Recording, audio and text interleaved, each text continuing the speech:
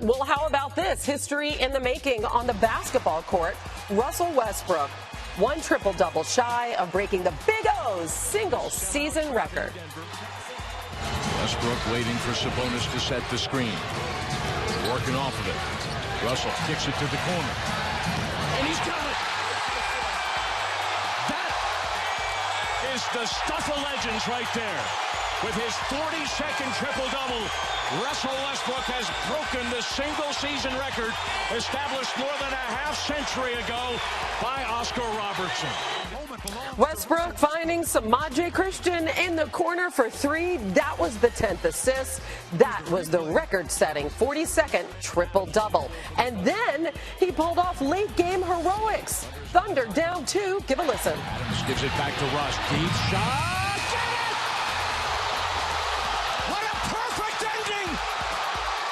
Historic day. Westbrook gives the Thunder the victory at the buzzer. His first career buzzer beater, capping off the historic night. Here's Westbrook afterwards. I practice that shot every day pregame, so I shoot from the same spot every day pregame, and definitely felt confident in shooting that shot. Russell, what will you do with the game ball? I'll give it to my parents. I've been raised by two lovely parents. They blessed me and obviously brought me into this world, and I'm so thankful for them, and it's definitely everything from this game is going home to them. Very nice sentiment there by Russell Westbrook, who now stands alone. His 42nd triple-double, moving him past Oscar Robertson for the most in a single season. He already had clinched averaging a triple-double this year, joining Oscar as the only players to ever do that.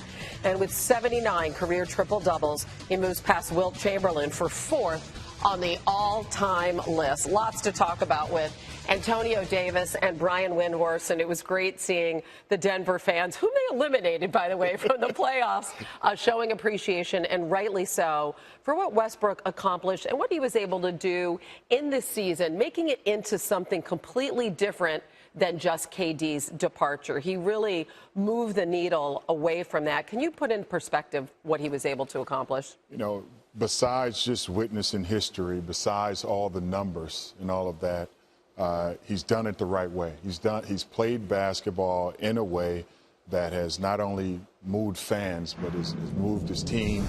And now here they are in the playoffs. You know, Brian was talking about it earlier. You know, when superstars leave teams, they crumble.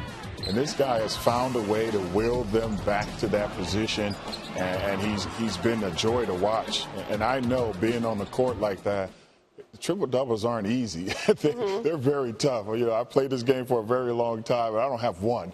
So it's not something that you overlook or you diminish. You know, you really give them a lot of kudos for doing it consistently all year and putting this team having this team have a great chance to make a run in the playoffs. Giving them triumphant moments this season. That can't be understated.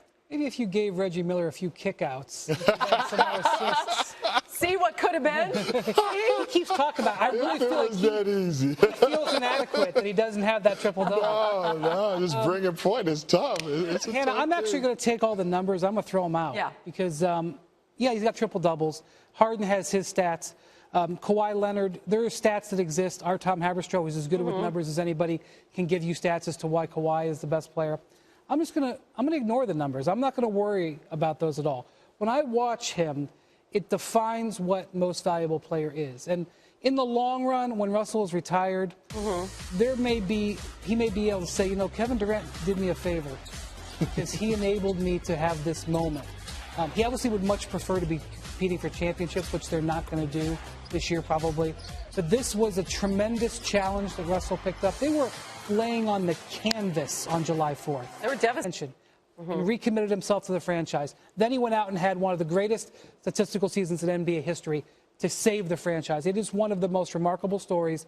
And all of that plays into my view about the MVP. I think that should be considered just as much as a triple-double number. Well, let me ask you about that, because his former teammate, boy, think about coulda, shoulda, woulda, right? What if those guys were still together, right?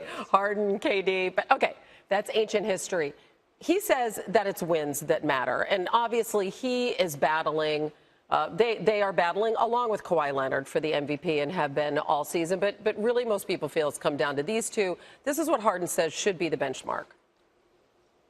I thought winning was what this was about, period. So I'm not going to get into depth with all that, but I thought winning was the most important thing. And, you know, if you set your team up in a position to, have a chance at the ultimate goal, then that's the most important thing. Okay, so the Rockets have 8 more wins than the Thunder. They're the 3 seed. They're going to meet the Thunder in the playoffs, the 6 seed. What do you think about what James said? Well, this all comes down to me about how you define value. And he made a great point. For him, it comes down to putting your team in a position to win basketball games. And although the Rockets are at 3 and OKC is at 6, value to me comes down to each and every night that you step on the floor. If you take this guy away from your team, the value diminishes. That team is not as good whatsoever. And that may happen with both teams. But here it is. James Harden, when he's there, Patrick Beverly steps up, almost has a triple-double. Should tell you something just about their system, as you were talking about earlier. So you're saying that Westbrook's more valuable to his team than Harden is to the Rockets? I just think because of what he brings to the team and how he brings it each and every night, that value to me, if I'm Adams, if I'm one of those bigs on the floor, he takes a lot of pressure off me. He takes a lot off my shoulder, makes the game easy for me. And I'm not saying that Harden doesn't, but when you talk about value, everybody is going to have to define what that means to them. The people who are voting for it, fans who are criticizing or analyzing, however you want to put it. And to me, that value is definitely there with Russ. Let me tell you what James Harden's doing. He's trying to give alternative facts. Because what he's saying is if the triple-double means a lot, then let me give you a different number that might mean more. And the reason he has to do that, Hannah, is because he can't look at Russell and say anything like he knows, look how great the performance is. So basically By the way, he's been very gracious in that regard. Absolutely. I mean, he is not dissing anything that Russell Westbrook's doing by any stretch of the imagination. Basically, the Rockets organization, they put out some numbers, are left to try to reframe the argument because the head-to-head argument is so challenging and they can't. They're going to play each other in the first round. I know. We're going to get a tremendous, after the voting's done, unfortunately. I know, that's just a killer. And then we're not going to get, this is a new rule. I don't think fans realize this. We're not going to know who the MVP is till the last week of June. Right. It's a new thing. It's going to be an awards show. So Russell could play his last game and then we have to wait 2 months till we get that. So yeah, even if the Rockets sweep the Thunder, the Rockets could go all the way to the Harden finals. is amazing. It's not going to matter in terms of the MVP voting. Right.